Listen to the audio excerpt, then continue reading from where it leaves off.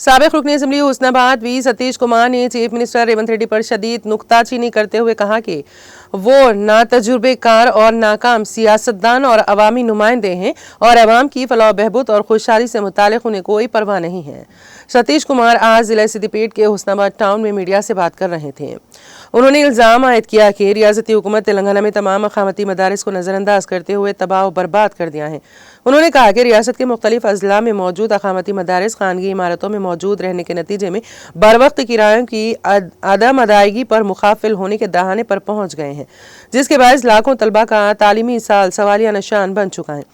We Satish Kumar ने कहा कि साबिक चीफ मिनिस्टर के चंद्रशेखर राव आला तालीमी याफ्ता तजुर्बेकार अवाम का दुख दर्द और ज़रूरत समझने वाले अवामी कायद थे, जिन्होंने 10 साल तक रियासत में तालीमी इदारों का जाल बिछाकर हर तबके को आला तालीम के हुसूल की राह हमवार की। ताहम इख्तिदार की तब्दीली के बाद नाअहल कांग्रेस कायदीन इस जानिब मुतवज्जे होने से भी दानिस्ता तौर पर गुरेज किया। उन्होंने रियासती हुकूमत से मुतालबा किया कि वो तमाम अखामती तालीमी इदारों के किराए जात अदा करते हुए वजूद को कायम रखने की कोशिश करें। बसूरत दीगर लाखों रियासती तलबा आला तालीम के मौक़े से महरूम हो जाएंगे।